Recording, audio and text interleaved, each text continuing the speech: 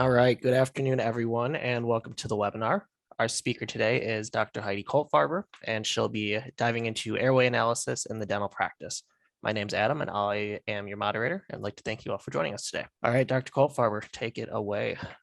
Thank you so much, Adam. I really appreciate it. And thank you so much for the opportunity to share this webinar with everybody. And thank you all for spending your evening with me. So today we're going to talk about airway analysis from a radiological perspective. Let's see if my computer's going to be good here. There we go. All right. First, a couple of disclosures. I have received a financial contribution from Henry Schein for this webinar, so I did get an honorarium.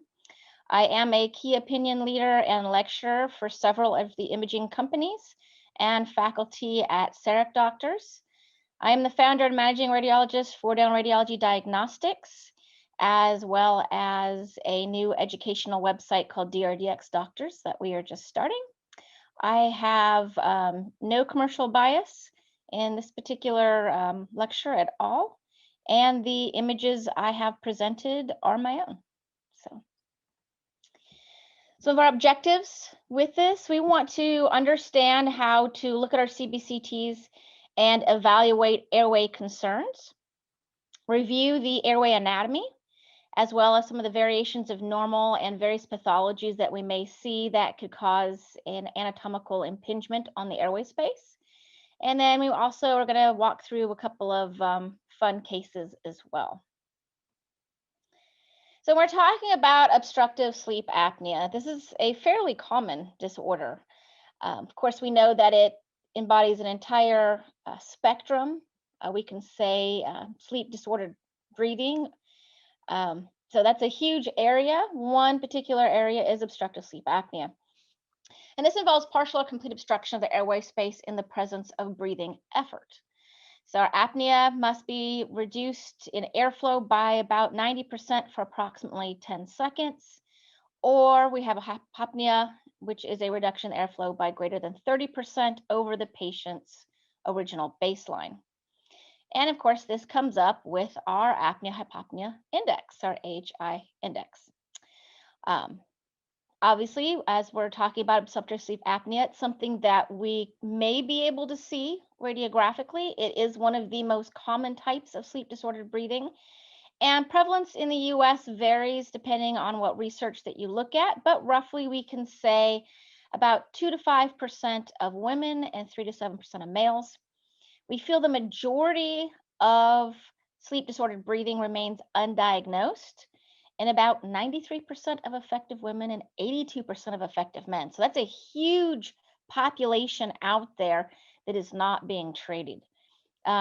Prevalence in obese population ranges from 41 to 78%.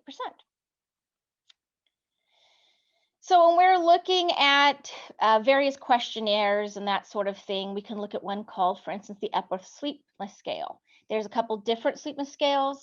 There's a pediatric one as well. But what we're basically trying to do is define how many events per hour this patient has and put them into a category of mild, moderate, and severe. And then this can determine what type of treatment they're going to go towards. OSA is defined as an AHI of 5 or more, plus either excessive daytime sleepiness, as put together with our Epworth Sleepiness Scale, or at least 2 of the following: choking, recurrent awakenings, unfresh sleep, daytime fatigue, or impaired concentration. And of course, we know that the polysomnography is the current gold standard. And so where does radiology come into this? And I would say it's probably been kind of controversial as far as what you can or cannot see with your cone beam CT. Now, in 2013, there was a position statement put out by the American Academy of Oral and Maxillofacial Radiology in conjunction with the Academy of Orthodontics. And they said that really there's not a lot to do with imaging as far as evaluating the airway space, and particularly within the pediatric population. But again, I really feel that we can use it to look at our anatomical impingements, and that's what really we're going to concentrate on today. Now, some of our risk factors, again, thinking along the mechanical lines here, we can see our patient might have facial elongation, retrognathia, micrognathia, hypertrophy of hard or soft tissues, and so we can see that. Perhaps a high arched palate, some type of retropalatal obstruction, retroglossal obstruction, or a nasal obstruction. So really, we're going to concentrate on those obstructions. Now, why is this important for our patients? Well, first of all, we saw there was a huge population that's completely undiagnosed. But we also see there are many consequences of sleep apnea. One of the main ones being coronary artery disease, hypertension. These things are silent killers the patient may not even know they have. But we also see that they can help the progression of diabetes. Many of these patients will snore, they'll have headaches, they may complain of persistent headaches. In children, you might see learning and behavioral issues, congestive heart failure, memory loss. And I know as I get older, I want to make sure that I'm getting adequate sleep so I don't have any memory loss or I'm not fatigued and sleepiness all the time. Depression. This is a really big one, depression and anxiety. In fact, the research has showed that sleep problems at age 4 may indicate future depression and anxiety. So definitely in children, we're seeing consequences of this as they grow up, as they develop and become teenagers and adults, that depression and anxiety can follow them all the way through life. Traffic accidents, increase in traffic accidents, occupational injuries, and even cancer has been attributed to sleep apnea. So very, very important for our patients that we can pick this up and help them. Now, possible associations in the pediatric population, and many of these I did not know. I took a course with our American Academy of Oral Maxillofacial Radiology that we just had this December. And there was a fantastic orthodontist from University of Boston that came and talked to us. And so she shared some of this stuff. And I have a 4-year-old, well, actually she just turned 5. And so I saw some of these things going on. So it's just absolutely fascinating. But you can see in the pediatric population, bruxism and snoring, insufficient sleep. So you've got a grumpy little monster all day long. Why? They're not getting adequate sleep. Abnormal sleep positions, sleepwalking. So how many of our children have sleptwalked through the years that we didn't realize, we didn't pick up on this as a possibility? Kids that have nightmares or persistent bedwetting, or maybe even restless leg syndrome. So all of these things in the pediatric population can be caused because of obstructive sleep apnea. So I didn't know some of these. I was really amazed, especially because sometimes I do have the grumpy little monster all day long, and high likelihood she's not getting sufficient sleep. So we're looking into those things. Of course, we're going to do an entire workup for this. Again, remembering that, imaging may be a small part of it, looking for that obstruction, but a systematic examination, like we do with anything else, looking at the patient's health history, their clinical examination, and of course, sending them on for a sleep study. This was actually one of my colleagues from school, and he had done a home sleep test, and he let me use this picture. So thank you very much, Dr. Peterson. But of course, we want to monitor these cases as well. So follow up with the sleep study, and we'll talk about treatments later on, but even once we place our treatments, we want to monitor these patients and see how they're actually doing. So we might want to do a follow-up sleep study or follow-up home study sleep test. So when we're looking at imaging, there's a lot of different types of imaging that we use in dentistry. Obviously, panoramic, most people have a panoramic. Of course, there's lateral cephs or CBCT. And then, of course, there's a whole host of medical imaging as well, which we'll touch on just briefly in case we need to send somebody on for it. But panoramic is the most common dental radiograph available. Low cost, low radiation dose. We see, all of the facial hard tissues. In fact, anything that you can see with a CBCT, you can basically see in your pan. But we do have some image distortions. We have 2D superimpositions that make it really difficult for us to be able to evaluate that 3D appearance, very poor soft tissue detail, and it's not useful really for evaluating the airway space. We also have our lateral cephs. Many people also have a lateral ceph, so we say it's very widely available. Again, low cost, low radiation dose. We do see, again, that head and neck region, exact same areas that we see with CBCT. And we can evaluate the skeletal types and that sort of thing. Useful for evaluating oral appliances and patients in cases for orthodontic surgery. But again, our biggest limitation is superimposition of structures.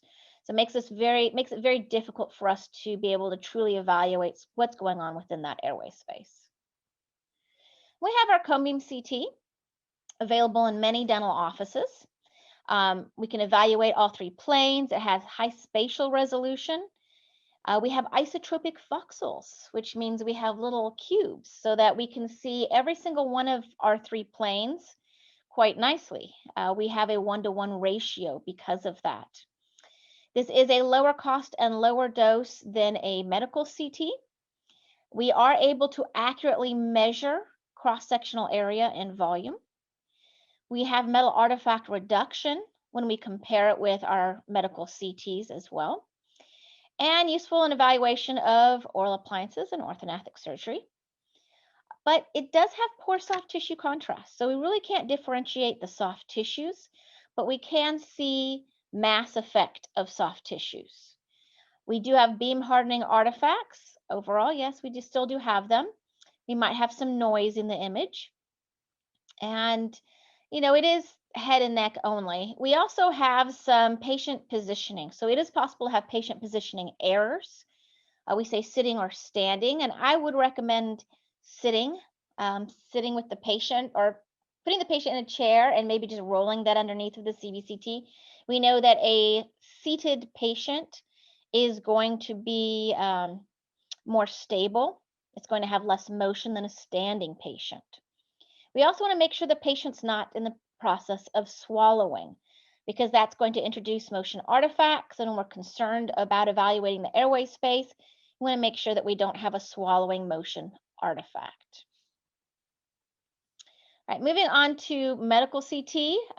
We do say this is still widely available, although people do have to go to an imaging center for this or a hospital. Overall, we get good spatial resolution. It has very, very fast scan time. It does have an unlimited scan volume. It goes from your head to your toes very, very quickly, so we can get more than just the head and neck. It is excellent for soft tissue. So if you can see here, we have a soft tissue window and a hard tissue window. So, or a bone window, I should say. And what we have basically with our CBCTs, we basically are looking at a CT with a bone window. But the CT has the option to also look at the soft tissues, which is really nice when you're trying to differentiate various tissues within the oral cavity. No superimpositions, but it does come at a higher dose and a much higher cost to the patient. It has extensive beam hardening artifacts. So here's some example of the beam hardening artifacts we can get with medical CT. And we do have a width limitation as well. Moving on to magnetic resonance imaging. Why is this important for you to know? Well, this is what we would use for, say, soft tissue imaging. This is our classic soft tissue imaging modality. We can evaluate everything again in all three planes. It has superior soft tissue contrast, and it uses no ionizing radiation. So if you're trying to figure out what's going on with a kiddo, this is a really good option. However, it can take a little bit longer to acquire these. So that may not be as good for a kiddo. It's not always available, much more expensive. If people are claustrophobic, this would probably not be the machine for them. And there's extensive noise during scanning as you hear all the different magnets come on and off. Not to be used with patients that have some metallic implants, pacemakers, aneurysmal clips, and that sort of thing. And there's a weight limitation for this as well. So we've kind of talked about all the modalities that are on the market. That's kind of our tools in the toolbox. I would say for dentistry, of course, cone beam CT is going to be our primary, but now you know that there are additional options if you want to send your patient on. So let's go through all the anatomy of the airway space first. Of course, we have the nasal fossa, paranasal sinuses. We're going to touch on those just a little bit. We have an entire other lecture that's just on paranasal sinuses. So for today, we're really mainly going to be talking about the maxillary sinuses. And of course, we have the nasopharynx, the oropharynx, and the hypopharynx.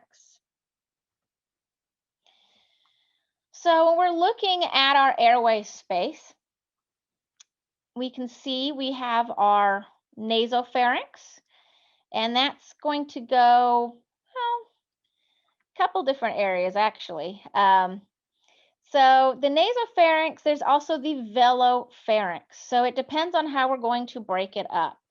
We might say the nasopharynx ends at the inferior aspect and posterior aspect of the nasal fossa.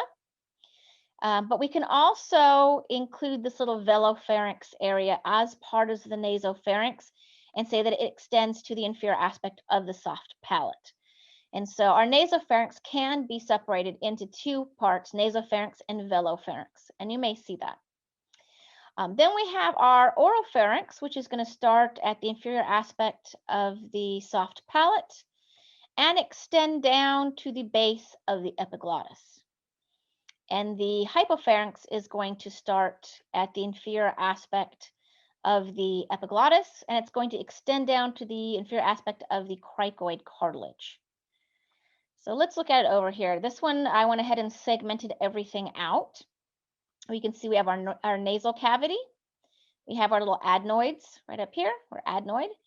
And our nasopharynx in this particular software does extend down to the inferior aspect of that soft palate. So it did not include a separation for the velopharynx. And of course, we have our oropharynx extending from the inferior aspect of that soft palate down to approximately the epiglottic region. So this is our epiglottis right here.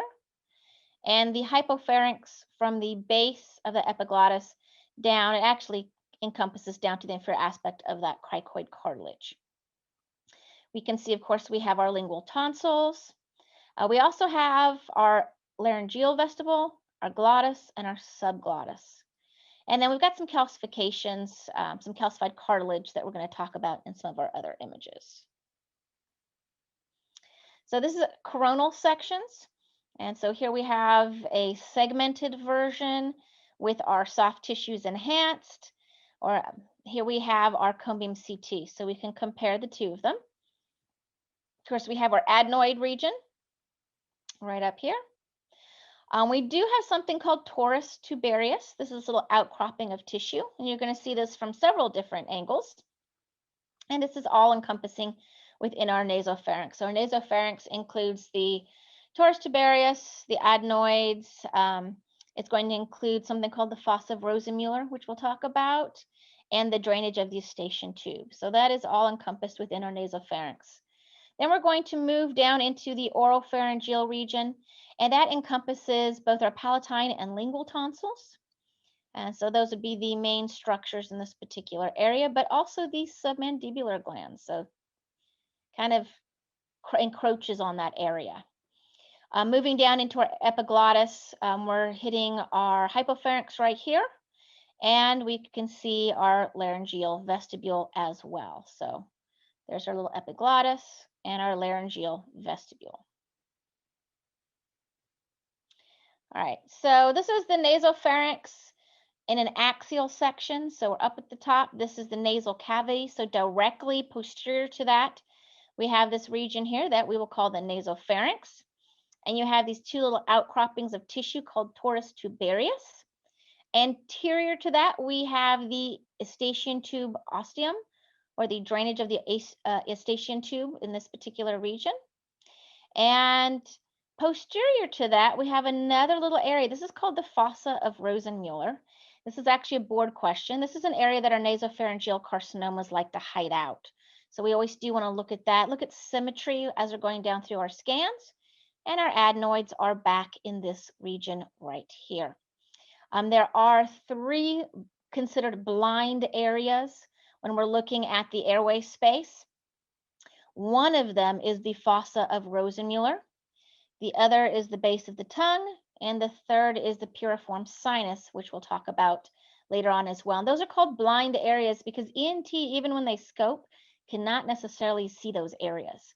So if we see asymmetric soft tissues in those particular areas, we need to make sure that we mention those when we send that off to ENT. All right.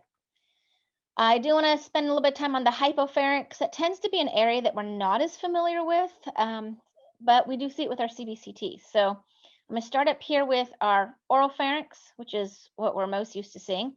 It moves right into our hypopharynx. So this is our hypopharynx right here. And on either side, we have these little outcroppings called the piriform sinus. So this is the third area that is kind of a blind airway space that I talked about. We also have our laryngeal vestibule. Lateral to that, we have the aryepiglottic folds, so we can see those very nicely on both sides. As we move down, we get into our glottis region. Lateral to that, we have our true vocal folds. And then we have a couple of cartilaginous structures that can calcify. We have our retinoid cartilage, our cricoid cartilage, we have our thyroid cartilage, and we can see our thyroid lobe extends up on either side, and then we've got sternocleidomastoid muscle just to kind of help us wrap our heads around where we are at. All right, so hopefully that was a fun little review for everybody.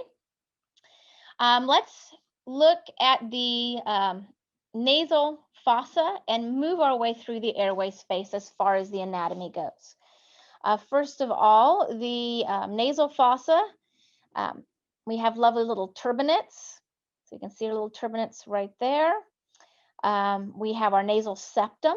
So here's our nasal septum. That is actually a very nice straight nasal septum, which is not the norm. Majority of people do have a deviated nasal septum, and that can decrease the airflow on the affected side. We know there are 4 functions to the nasal fossa. It warms and humidifies the air. It helps to remove and trap pathogens, responsible, of course, for our sense of smell, and it drains and clears the paranasal sinuses. So if your paranasal sinuses are clogged, we could have an issue when we're breathing. The patient will feel congested and that sort of thing. Right, so our nasal turbinates. We have our, I think I probably can show you better up here. We have inferior, middle, and superior. You can call them turbinates or concha. The superior we very rarely, if ever, see.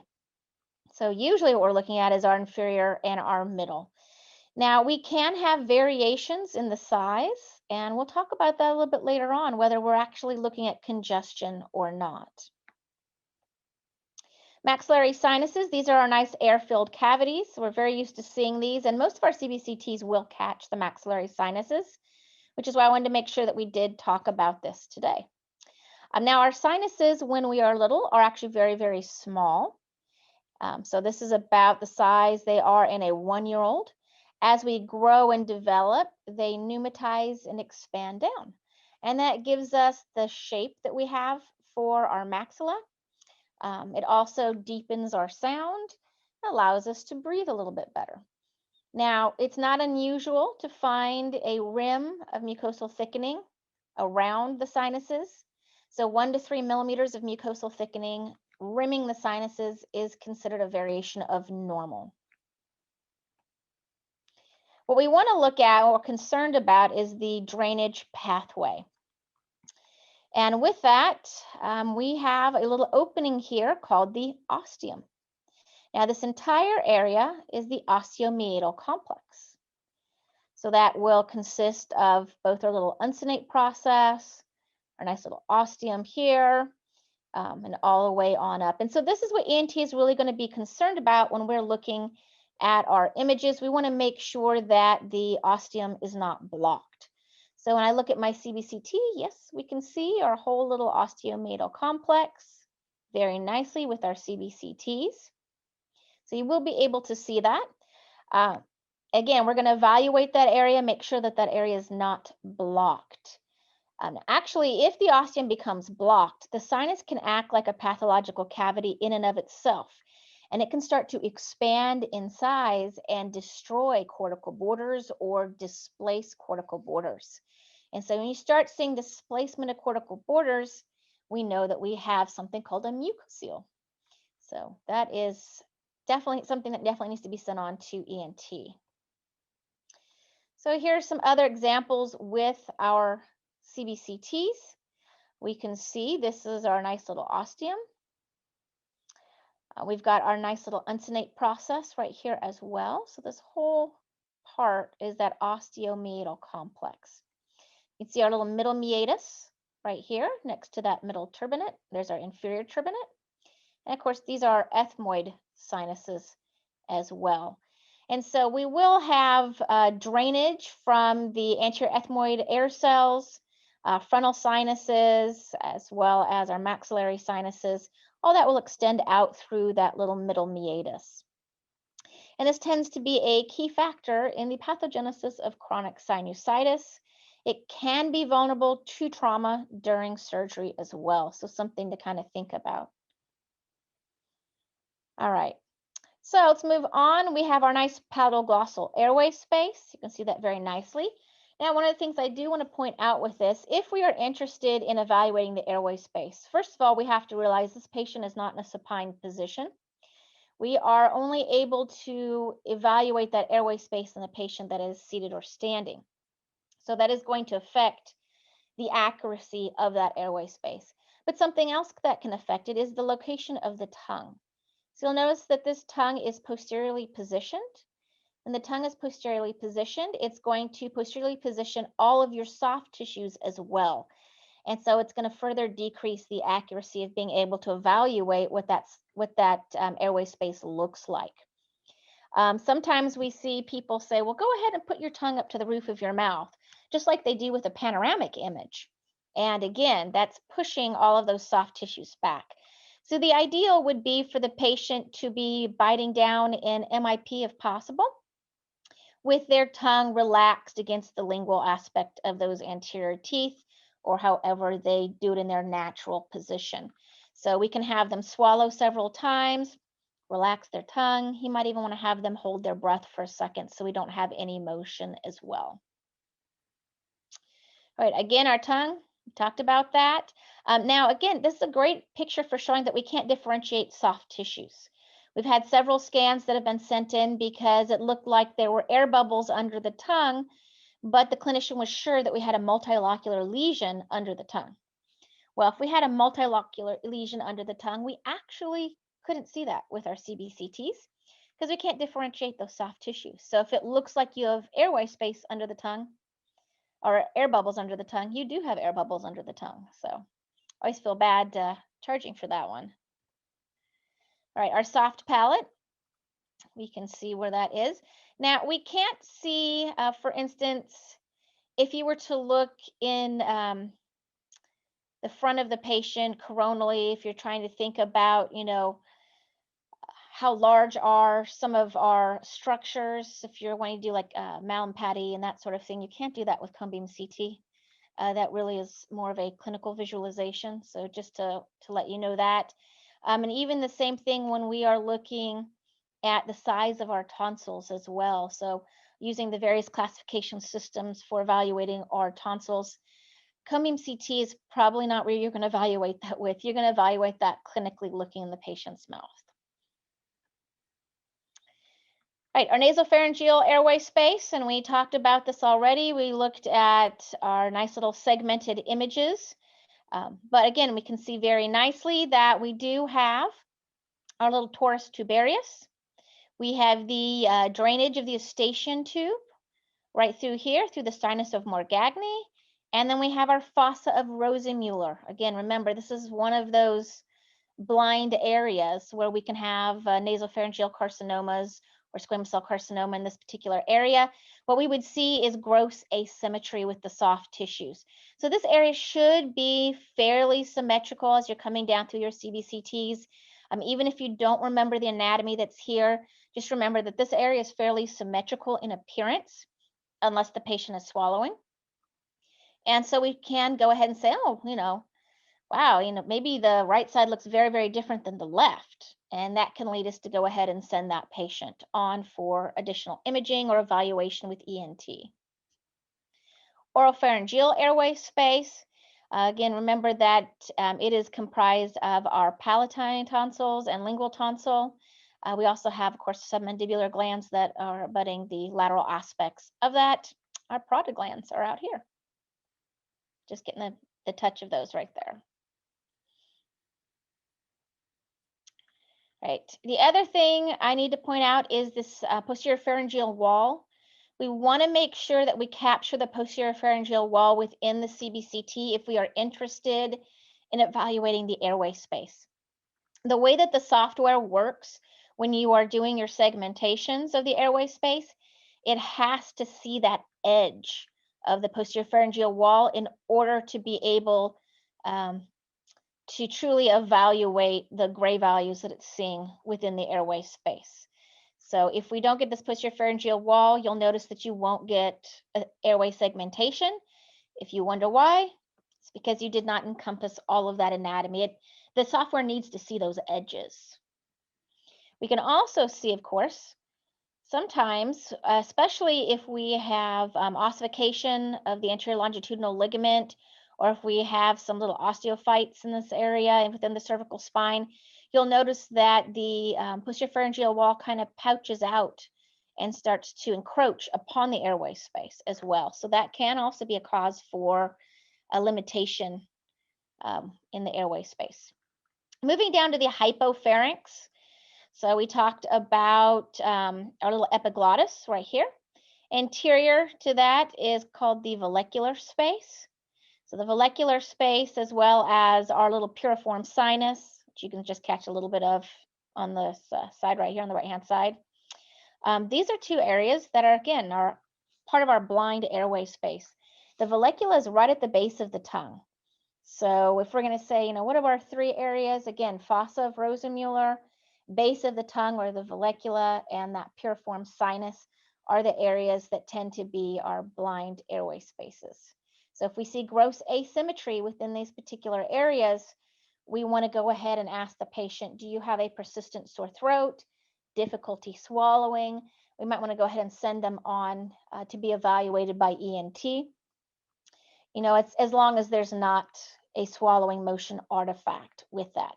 How would you know if there's a swallowing motion artifact? Well, we see double cortical borders. We get them a little bit. You can see a little bit right here in the cervical spine. You can see some double cortical borders. Sometimes we see the double cortical borders in the anterior posterior regions. Or you might see what looks like two hyoid bones. So that can let you know, yeah, we do have some motion artifacts going on. Okay, so when we are looking at our airway space, we can go ahead and measure. Of course, we can now segment out the airway space and look at minimum cross-sectional area, which we do like to do. In the olden days, we did a manual measurement, which you can still do, but a lot of the software will now go ahead and give you that minimum cross-sectional area, as well as the measurement at that particular location. So one of the things that we know as far as the research goes is that an upper airway size of about 40 to 67 millimeters squared at the smallest cross-sectional area in adults has been shown to be associated with obstructive sleep apnea. So that's what the literature has discussed. But we know that, for instance, a lot of our software, and you'll notice that even with the software up here, this area is actually black because it's so narrow. And then you'll notice that you'll have a red area. Many times, if it's at 100 millimeters squared or less, that will be red. Some software will go ahead and give you red at 200 millimeters squared. Why is there such a big variation in the software when we know what the research has shown us? And I guess, in talking with some of the software developers, they said, well, it's really just to cast a wider net, which makes sense. If we know that somebody that has a super narrow airway space has been shown to be associated with obstructive sleep apnea, why don't we just cast a little bit wider net and try to catch those patients before it gets so dire? And so from that standpoint, we do go ahead and say in our reports that we send out, if it's 100 millimeters squared or less, it's considered limited in the general population. Now, that's not saying that this patient has obstructive sleep apnea. It's letting your patient know that, hey, Mrs. Jones, you have a limited airway space. Why don't we, evaluate your CBCT a little bit better? You might want to send this up, make sure there's no obstructions occurring, no anatomical obstructions. We also might want to discuss maybe going through a questionnaire with Mrs. Jones. So especially a lot of our older population, they come in and they're more resistant to this. They're like, oh no, I sleep just fine. This is a great way to segment into a conversation or segue into a conversation with Mrs. Jones that, hey, Mrs. Jones, it is coming up and saying that it is a limited airway space. Let's go ahead and go through the questionnaire. Just make sure that you don't have something else going on. So I think for us, it's great to red flag it, but it's also great for education for Mrs. Jones and for evaluating her a little bit better and kind of catching some of those patients. So that's why you'll notice that some of your software may not align with this particular research. That's fine. It's just that the software is casting a little bit wider net. Now, when we're looking at measurements, as far as we have our medial lateral and our AP, our medial lateral tends to be the most important. And we know in the olden days, we used to actually have to measure these by hand. So we do have some guidelines. If the medial lateral dimension is less than 14 millimeters in a male or less than 10 millimeters in a female, we're going to say that it's limited. And we're looking at our AP dimension. If that's less than 4 millimeters, we'll go ahead and say that's limited. So those were kind of the old guidelines that we used to use way back before we had these beautiful automatic segmentations. All right, so let's talk about some of our anatomical variants and pathologies that we might see. And again, starting with our nasal fossa as well. One of the things that we might see is that the middle turbinate might pneumatize, and this is called a concha bullosa. It is considered to be a variation of normal, but it could cause narrowing of the middle meatus. And so in that regard, it may decrease the airflow on that particular side, but these are considered to be a variation of normal. You might also see a paradoxical curve of the middle turbinate, also considered a variation of normal, but it may narrow or obstruct the ostium or the middle meatus, and so it could cause a decrease in the airflow on that particular side. We can also see differences in the size of the turbinates. And so you'll notice that the inferior turbinate on this side is larger than that side. And this is actually considered to be normal. This has to do with just the normal fluid flow in our body throughout the day, called our normal diurnal variation. So if you image Mrs. Jones in the morning, you might notice that this turbinate is larger. Maybe if you had her come back in the afternoon, the other turbinate would be larger. So this is not evidence of congestion. And you can see we still have kind of that hypodense, air-filled or air contrast appearance around that turbinate. So we know, yeah, this is not really anything to do with congestion. Now, actually, I'm going to step back one because we do have a little bit of congestion in here. So you'll notice again, we have that nice air density or air contrast that we are expecting to see, and we're not seeing it right there. So that either means we have a little bit of a hyperplastic inferior turbinate, or we have a little bit of congestion going on. So that's what you're going to want to look for when you go ahead and talk about that. Deviated nasal septum. Again, majority of people do have a deviated nasal septum. Sometimes you can see a deviated nasal septum in a little bony spur. So this definitely decreases the airflow on the affected side.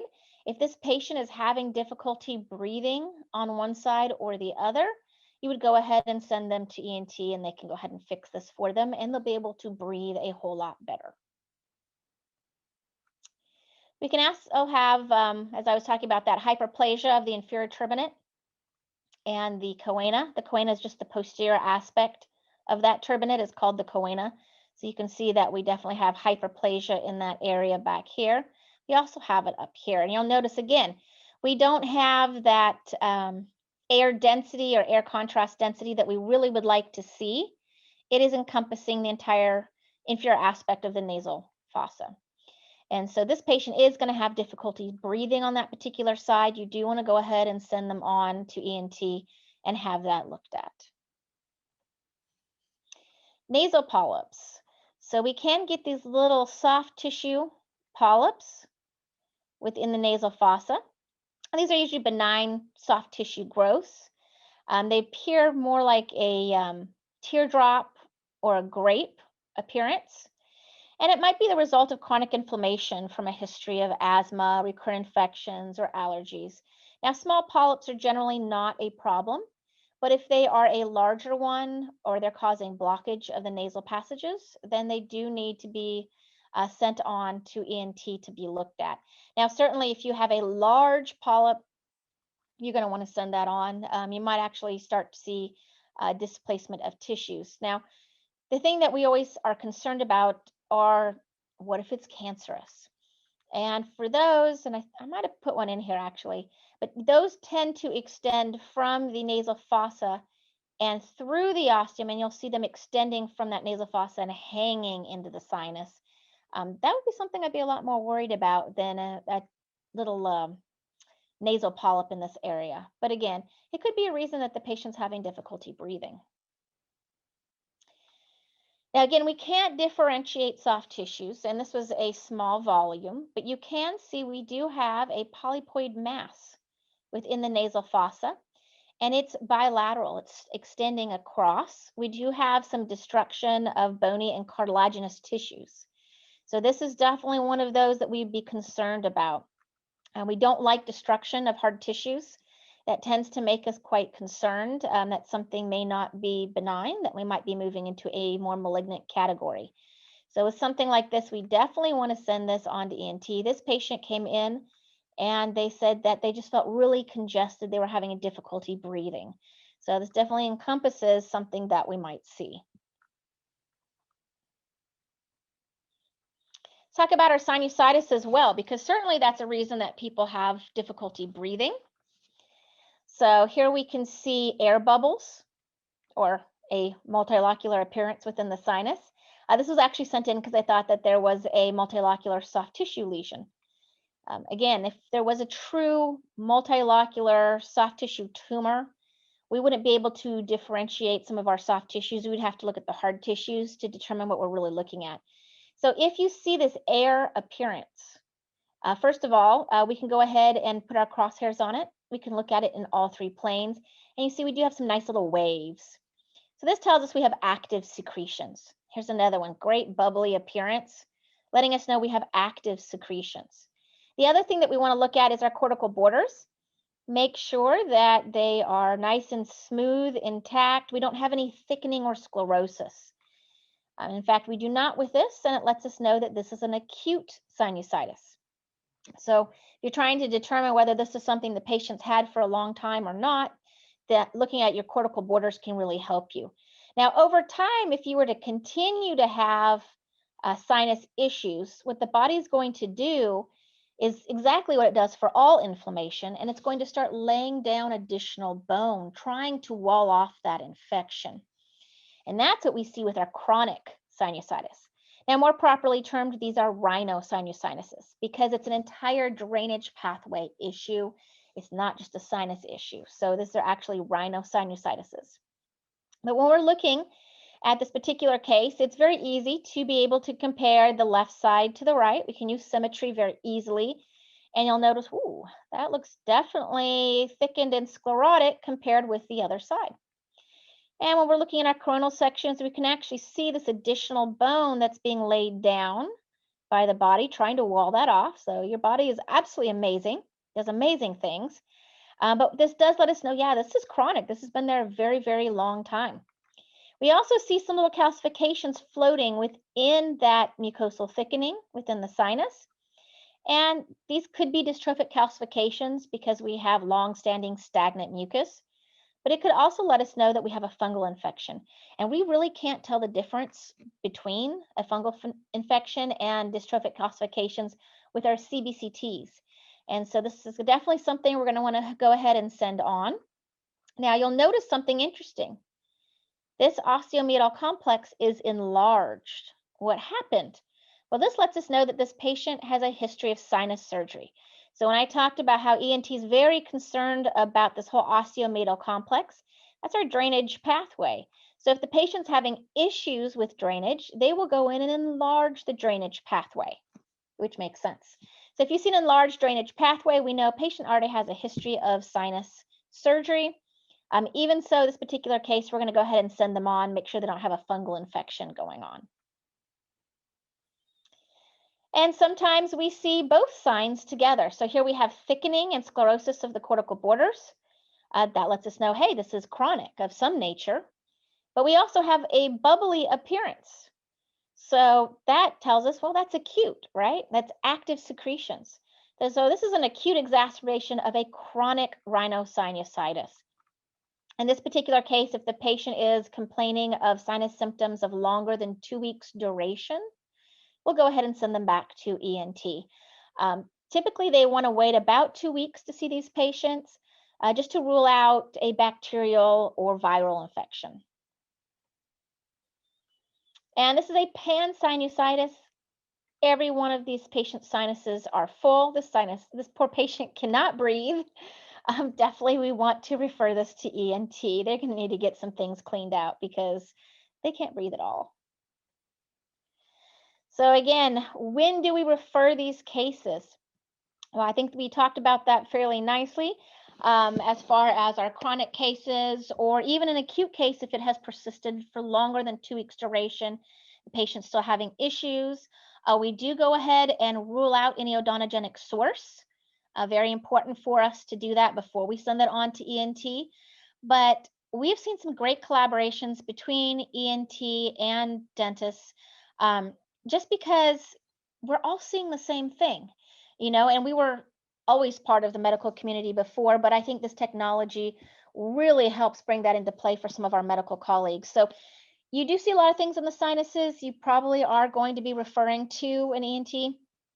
And you might want to just sit down with somebody in your area, figure out who's good in your area ahead of time, and say, hey, I'm seeing this in my scans. When would you like to see these patients?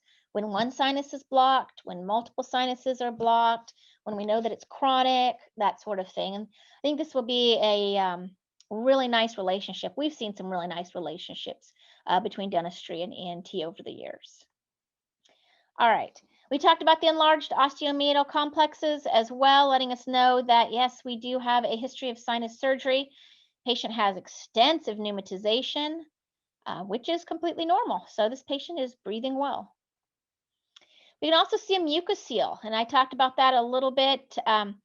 When the ostium is blocked, that the sinus can actually start to enlarge and expand. So we can see that we've got some expansion and displacement of cortical borders. So the sinus is acting like a pathological cavity in and of itself.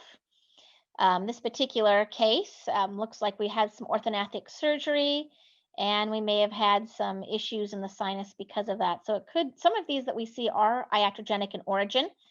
We want to make sure that's not the case for us. So if you are planning to do a sinus lift and bone graft and you see a mucosal thickening within the sinus, go ahead and send that on to ENT before lifting that up and blocking the ostium. This is a mucosal. This is what we'd like to avoid. Here, there's another blockage, and so it can affect a lot of things because our orbit's right here. Of course, extending posteriorly, we get into kind of some dangerous ground back in our Meckel's cave type area as well. So we want to make sure that we're not the cause of something like this. Polyps, we did talk about our nasal polyp. Here is one that I might be worried about. You'll notice it's extending from the nasal fossa down into the sinus, which is kind of untypical for it. Here's another one extending from the nasal fossa into the sinus, and you're having enlargement and displacement of cortical borders. So definitely that needs to be sent to ENT.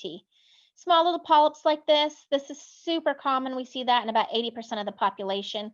Really don't need to worry about that as long as your cortical borders are nicely intact. All right, as we're going through, of course, hypertrophic adenoids. Of course, these patients come in and we'll see that long face, that adenoid face. Excuse me. And these patients are going to have obviously issues with their airway space. In fact, there's a lot of research looking at early removal of the adenoids in some of our pediatric population. And the long-term follow-up is extremely, extremely good.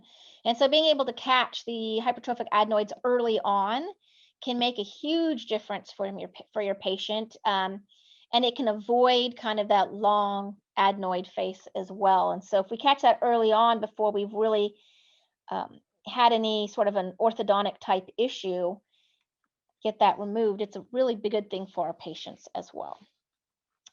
All right. Of course, we can see this particular case, and we did segment it. You can see the entire segmentation is black because it is such a small airway space, but we have our enlarged adenoids.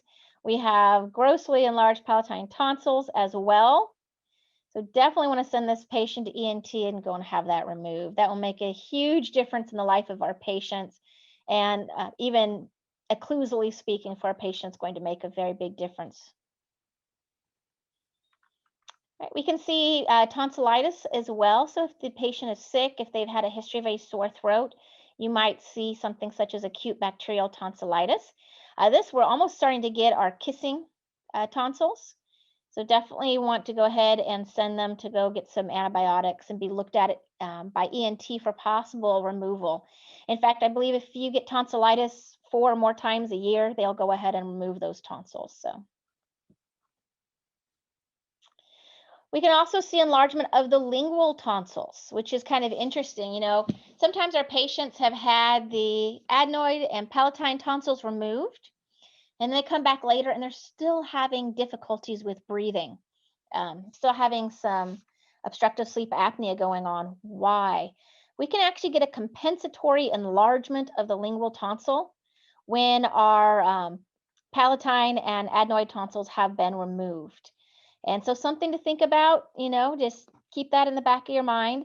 Now, the research does show that lingual tonsillar tissue that's greater than 2.7 millimeters was not identified in patients without obstructive sleep apnea in this particular study. So this was a study that came out from ENT as well in 2010. So if we have enlargement of those lingual tonsils, we do know that the patient has much higher likelihood of having obstructive sleep apnea. And we know that the lower down the oropharynx that the impingement is, the more dangerous it is for that patient. Now we can get, we talked about the ossification of that anterior longitudinal ligament, and you can see how that does cause an impingement of that posterior pharyngeal wall on the airway space. Really difficult to do something about this. You know, usually with ossification of the anterior longitudinal ligament, they're going to treat this kind of like an arthritis if the patient has pain. But this can be a source of airway issues to look for, particularly in our older population. This is up in the nasopharynx, and you'll notice we have a soft tissue mass effect. So we do have something happening up here. We can see that we have kind of this, I would say, lobular soft tissue in the nasopharyngeal region, and that does need to be evaluated by ENT. Make sure that we don't have a nasopharyngeal carcinoma or some other little anomaly growing in this particular area. But here's an example of nasopharyngeal carcinoma, and you'll notice that not only do you have enlargement and displacement of the soft tissues, but you do have erosion of the hard tissues as well. So just erosion and destruction of those hard tissues. So this is what it would look like if it was a malignancy into bone or that has extended into bone. So this is our nasopharyngeal carcinoma. So we don't want to look at this and just think, oh yeah, they have enlarged adenoids. We want to make sure we look at the underlying bone underneath of it as well. And we can get an olfactory bulb lesion as well, called Aesthesia Neuroblastoma. So this is again, olfactory bulb neuroblastoma. And what you'll notice with this area is it does look like we have soft tissue, but you'll see that it's expanding into the orbit. It's destroying the cortical borders as well. And it's actually coming down from the olfactory bulb. All right. This was a super fun case. I had to make sure that I included this one. This is one that we saw just maybe 2 weeks ago or so, 21-year-old female. And it was sent in because she had some sinus congestion or complaint of sinus congestion. And we can see, oh, wait a minute, here's our nice little hypopharynx. And in the region of the piriform sinus, we have what looks like air. So it is the density of air. And it actually, as far as we could see within our scan, it does not open up into the airway space. So it is its own little air-filled pouch. So this is a pharyngocoel, or when it gets down into the laryngeal region, it can be a combined pharyngocoel laryngocoel. This is very rare, although obviously it happens because one of you picked this up in your scan and sent it in, but we have this air contrast appearance. So we get herniation of the wall of the piriform recess or vallecular region due to an increase in intrapharyngeal pressure and a weakness within the wall of the pharyngeal region. Now, ironically, we can see this in individuals who might play woodwind instruments, glass blowers, or someone with excessive coughing. Now, this patient had also had a traumatic accident, and so we could find some other areas that let us know that she did have a history of surgery. So we could even think about an intubation injury as well. 5% of patients are symptomatic, so majority are not. This patient was otherwise not. But 5% of patients are going to experience choking, difficulty swallowing, maybe even a persistent sore throat. They might have some difficulties, with swallowing solid foods, and might have a lot of regurgitation. So that could be our symptoms with this. And of course, we want to go ahead and send that on to ENT. Of course, we know that there are differences in the shape of our airway space based on our skeletal classifications as well. And so again, our class 2 kind of goes along with that long dolichofacial face, that adenoid type face as well, but they're going to have a much narrower airway space versus our class 3, our nice bulldog, is going to have a lovely open airway space. So what are some various treatments? Well, CPAP tends to be the gold standard, but a lot of people really can't handle it. Of course, you could have various types of surgery. As far as what we talk about in dentistry, we can think of orthognathic surgery, maxillary advancement, bilateral sagittal split osteotomy, so getting into our orthognathic surgeries. And even, I thought this was interesting, palatal expansion. So early palatal expansion in some of our patients, while it won't increase the pharyngeal airway space, it will increase the nasal airway space. And so they can have an increase of up to 11% in airway volume through the nasal fossa. So that can help our patients. In fact, in some of the studies, they did show that the oxygen saturation did go up with just a palatal expander. Of course, there's various oral appliances, which most of you are probably quite interested in, and radiofrequency ablation. Patients might be told to lose weight. There's all sorts of crazy things out there, like, we've got chin wraps, these nice little nasal plugs that are supposed to hold the nares open, or patients might do nothing at all. Now, one thing that is interesting, when we're talking about oral appliances, it is always important to stress to our patients that they visit their dentist for that oral appliance. One of my brothers did go ahead and purchase an oral appliance right off of Amazon. And of course, that does not place you necessarily in a condylar conformative position. And after a few weeks, he started having some temporomandibular joint issues. So again, very important that this is performed by us professionals. All right, so here's some examples of cases of orthognathic surgery. So this was a case pre-surgery, And this was post-surgery. The patient had bilateral sagittal split osteotomy with a genioplasty. And we can see, yeah, we did increase somewhat of our total volume, and the minimum cross-sectional area increased quite a bit.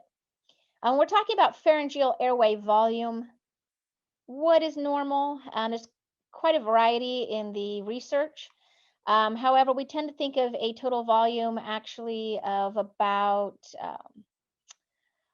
I would say, 20 millimeters cubed, plus or minus 7 millimeters cubed. So that tends to be what's considered normal.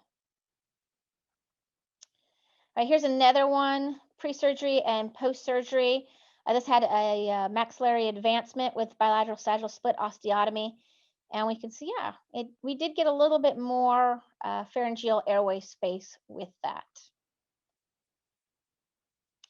This was a class 3 case. Now, we did have extremely large adenoids. Typically, class 3 case, we would not be as concerned about the airway. But here you can see this patient does have a very limited airway space. And this is post-maxillary advancement. So obviously, we still have some soft tissue issues. This patient needs to go to ENT and have their tonsils removed. And this is another class 3 case, patient case pre-surgery. So we can see that, yeah, even though they're class 3, we still got to check these patients out. Definitely, we have a minimum cross-sectional area that's less than 100 millimeters squared. So we're thinking, yeah, this is limited. Patient has all of the signs and symptoms of obstructive sleep apnea. Went ahead and they did the maxillary advancement and bilateral sagittal split osteotomy. And we did gain a little bit of room.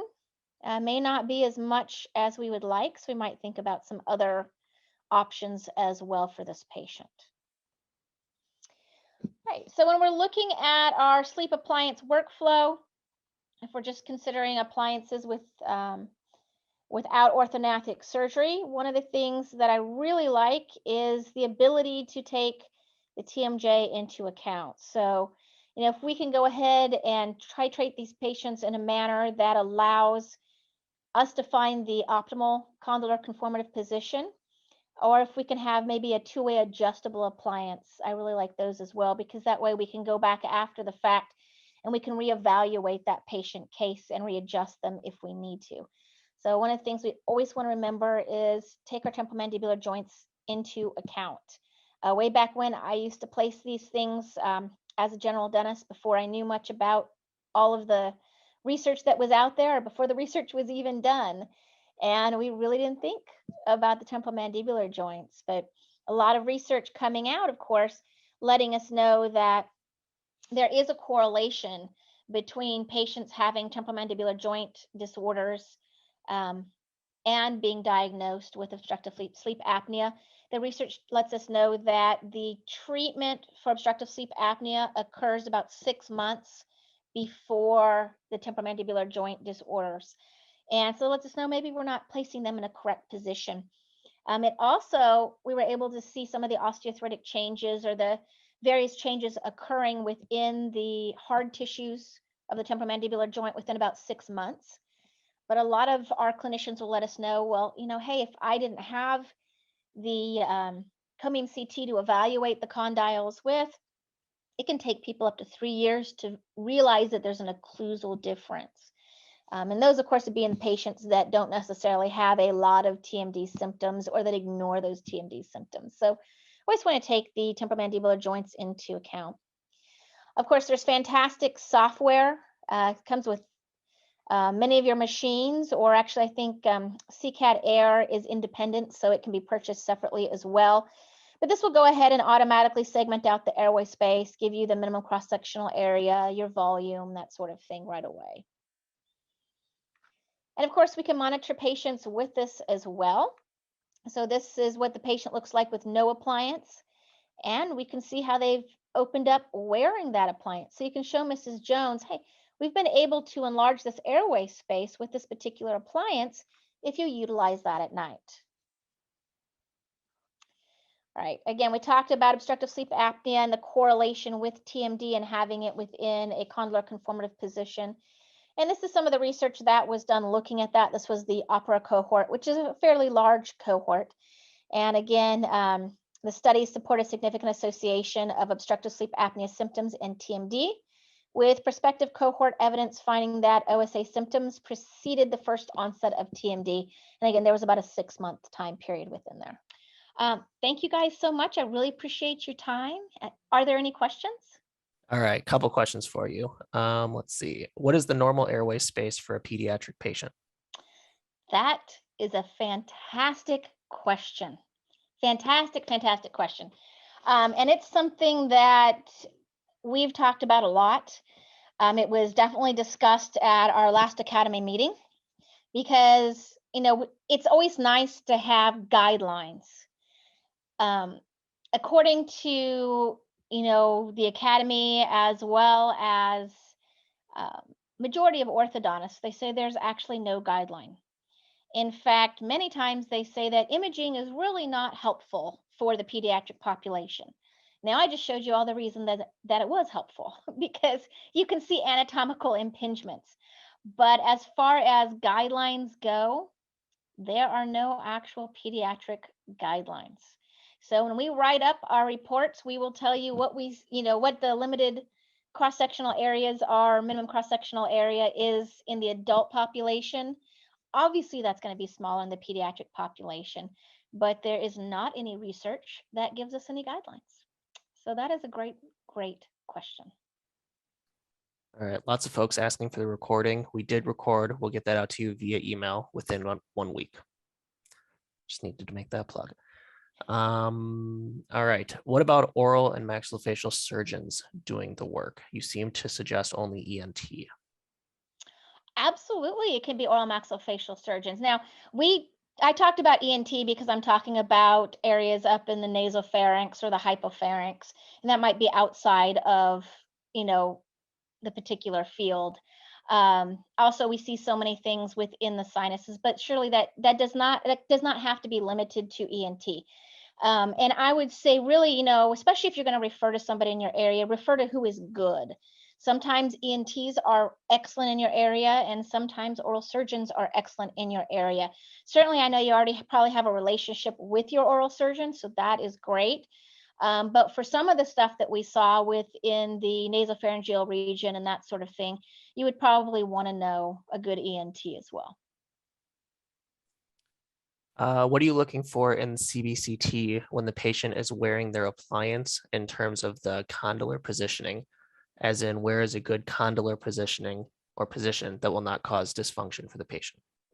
That's a really great question. And some of that has to be kind of figured out in titration with the patient. What can the patient handle?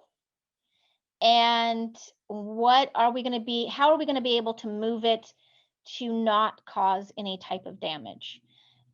Obviously, minimal movement is going to be the best, but sometimes the patients need more than just minimal movement. And that's why I think some of these appliances that will kind of auto titrate for the patient, I think there's some they can go to sleep with and it'll kind of auto titrate it. I think those are fantastic.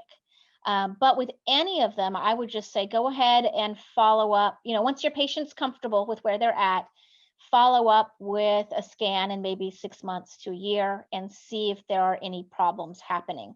If you start to see an issue, or if the patient comes back and says, "Hey, I'm really having a hard time, dealing with it. I've got a lot of pain, a lot of headaches." Okay, then we know that we need to retitrate that. But having an exact location is really hard to say because it's going to be different for every person. So. Is there any research in this field regarding tongue tie, airway space, etc., and releasing tongue ties and the impact on the airway? Oh, that is a great question. I'm sure there is a bunch of research on that. I know there's a ton of research on tongue ties. As far as how that actually is going to affect the airway space itself, not entirely sure. I would think that there's going to be some effect, but are we going to necessarily see it with our CBCTs? Maybe not. All right, perhaps a stumper. Good one. If a patient has ortho problems, Mhm. as well as sleep apnea, then who should we refer the patient to first? Well, so that depends. If they have enlarged tonsils, I would send them to ENT first for tonsils. And I would send to ENT for tonsils. So putting that one there. Um, but if they really don't have any enlarged tonsils, you don't see any sort of anatomical impingement, then I would send them to ortho. So I guess take care of the emergency first, just like we triage anything else. All right, got a couple more here for you. No, let's not do that one. I just had a question, I lost it. Let's see, maybe I missed the information, but is there a service? Nope, that's a Henry Schein question. I'll get back to you. Is there a good link? Is there a link for a good OSA questionnaire to use with our patients? I know there is a ton out there. And so probably what I would do is go sit down with somebody like Erin Elliott and take an excellent course and ask her that, because we are really just seeing patients radiologically. I don't have the opportunity to ask patients the questions, so I wouldn't be able to debate the different questionnaires. But of course, there's the Epworth sleepiness scale, I guess I would say.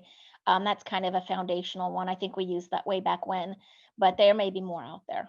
And I know there's one for pediatrics, so there's a different one for pediatrics as well.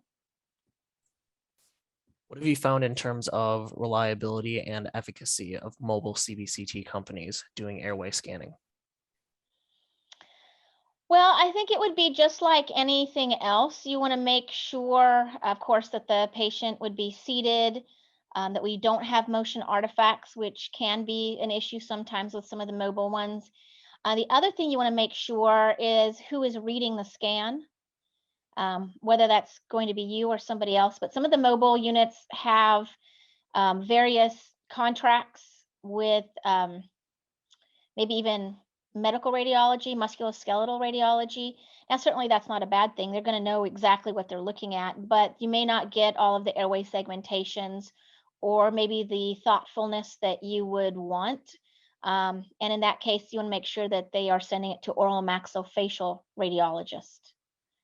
So, All right. There was a comment saying an attendee was a little surprised there was no mention of oral facial myofunctioning therapy in your presentation. Would you care to elaborate on that at all?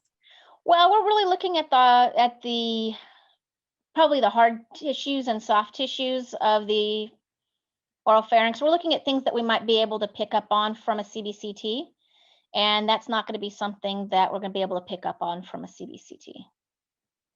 So, All right. Questions just keep coming in.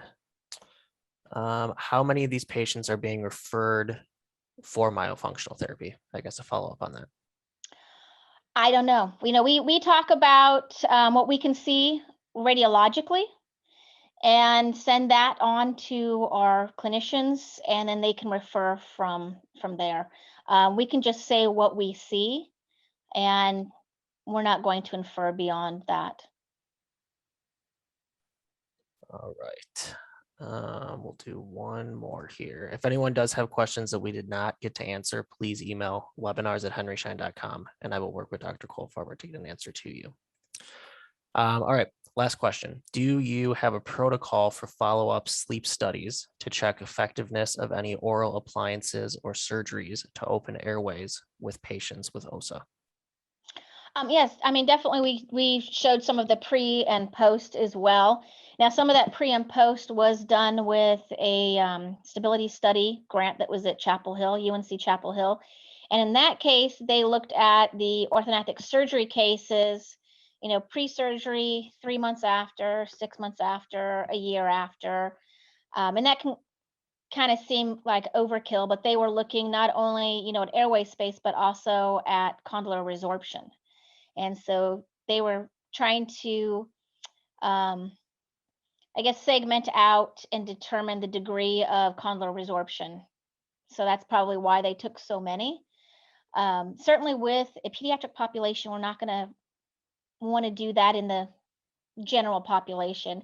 But I probably would go ahead and follow up with that patient, 6 months to a year later, get another image, or you might want to image them with the appliance in place and have that in your chart, what they look like, pre-appliance and post-appliance as well. I think patients love to see that, but that's good for us as well to be able to see the progression to determine what works and what doesn't work. It helps us to be able to learn as well. So it catches any sort of issues within the temporomandibular joints within a reasonable time frame for that case. So, like I said, way back when I used to place these, I had no idea what I was doing. It was very early on in all of this, and we were just excited. The patients were excited about it, but I never followed up with them. And I think that that was a huge missed opportunity. And so I definitely would follow up with them again, if they're completely symptom free, then 6 months to a year later. All right. Well, thank you so much, everyone, for the questions. And thank you, Dr. Kohltfarber, as always, for the amazing information. Thank you. Again, for those of you who do want CE, the link is in the chat. Otherwise, you can email webinars@henryschein.com. Thrive Live link also in the chat. And the registration link for Dr. Kohltfarber's next webinar is also in the chat. But we'll send out an email about that. Again, we did record tonight's webinar, so everyone will be getting that in the next week or so. And like I said, any questions, please feel free to email webinars@henryschein.com. Thanks so much, everyone. Have a great night. Thank you.